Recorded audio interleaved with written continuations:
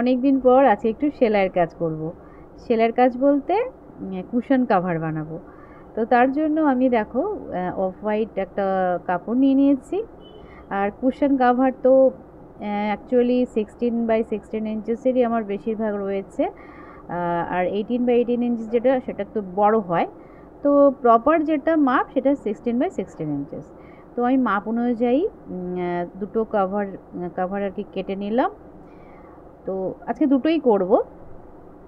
আর পেছন পাটটা দেখেছো তো, মানে একটা একটু বড় কাপড় রাখতে হয় আর ওপরের পাটটা দেখে একটু ছোট মতো নিতে হয়, মানে এইভাবে, মানে ওই এনভেলপ টাইপের হয়ে যাবে।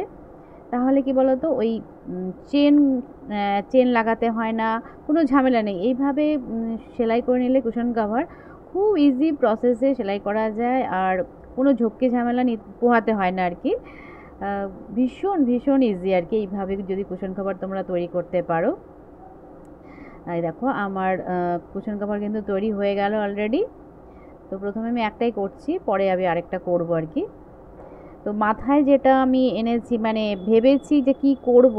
তো প্রথমে যে কুশনটা করছি, তো তার জন্য দেখো আমি দেখাচ্ছি তোমাদের। তো প্রথমে আমি একটুখানি প্রেস করে নিচ্ছি। প্রেস না করলে ভালো হয় না আর কি, যে কোনো কাজই কাপড়ের ওপরে করতে চাইলে আর কি।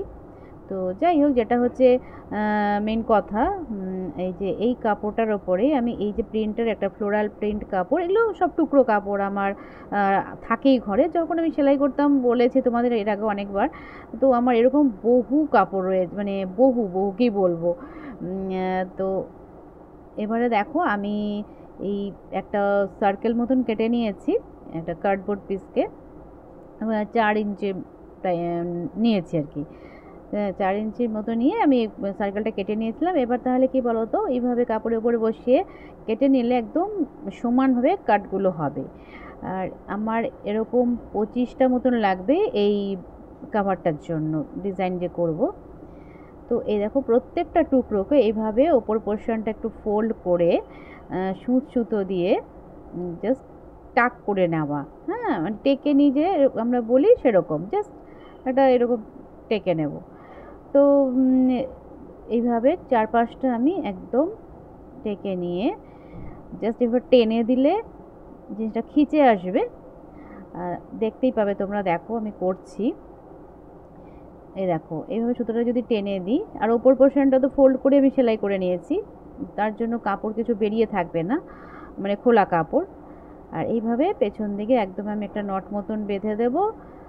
তাহলে একদম একটা খুব সুন্দর, দেখো ফুলের মতন তৈরি হয়ে গেল। এরকম ছোট ছোট ফুল তৈরি করব।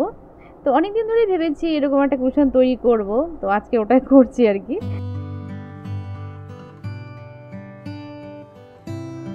এরকম 25টা ফুল তৈরি করতে আমার অনেকটাই টাইম লাগবে, বুঝতেই পারছো। হাতে করতে হচ্ছে একটা একটা করে, আর মেশিনে হলে কি ফটাফট হয়ে যায়। আর সবথেকে বড় কথা, আমার যে এই কাপড়গুলো রয়েছে, টুকরো টুকরো কাপড়, এই ধরনের কাজ করে করে কাপড়গুলো একটা সদ্গতি হচ্ছে। আর বেশ সুন্দর সুন্দর জিনিসও আমি তৈরি করতে পারছি, আর তোমাদের সাথেও সেটা শেয়ার করতে পারছি, তাই না? ওই আর কি। তো আমার তো কোনো কিছু এগুলো কিনতে হচ্ছে না, সবটাই বাড়িতে রয়েছে। আর একদম মানে কি বলবো, কোনো খরচা ছাড়াই সুন্দর সুন্দর জিনিস তৈরি করতে পারছি আর কি। তো দেখো এরকম 25টা ফুল আমি আগে তৈরি করে নিলাম। আর কিভাবে বসাচ্ছি দেখো, এইভাবে লাইন বাই লাইন আমি বসিয়ে দেব। দেখতে কত ভালো লাগছে না বলো? এই ফুলগুলো না আরেকটু বড়ও করা যায়, তো আমি এরকম সাইজেরই করলাম। আর দেখো আমি প্রত্যেকটা ফুলের নিচে না একটু পয়েন্ট করে নিচ্ছি, কারণ ওই পয়েন্টে আমি সেলাই করব ফুলগুলোকে। একদম সেলাই করে দিলে কি একদম পুরো সিকিউর হয়ে গেল ব্যাপারটা, আর কোনো খুলে যাওয়ার ভয় থাকবে না। কেন, ধুতে তো হবেই দেখো আমাদের, যখন আমরা ইউজ করব, ইউজ করার পর সব কিছু তো ওয়াশ করার ব্যাপার থাকে। তো সেই জন্য ফুলগুলো যাতে খুলে না যায়, সেই কারণে আমি একদম সেলাই করে দিচ্ছি। আর এটা পুরোটাই হাতে করতে হচ্ছে, সেই জন্যই বলছি যে একটু সময় সাপেক্ষ ব্যাপার। একটা একটা করে ফুল করে নেওয়া, তারপরে দেখো আবার একটা একটা করে করে সেলাই করতে হবে অনেকটাই সময় লাগে। তো ফাইনালি দেখো আমি সবটাই সেলাই করে নিয়েছি ফুলগুলোকে, কত সুন্দর লাগছে।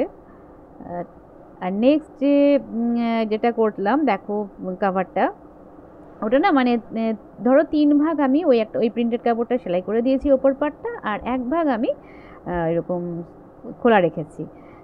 খোলা রেখেছি কারণ এখানে আমি এই ফুলগুলোকে এভাবে অ্যাটাচ করব। তো এই দেখো আমি দুটো কাভারই তৈরি করে নিলাম।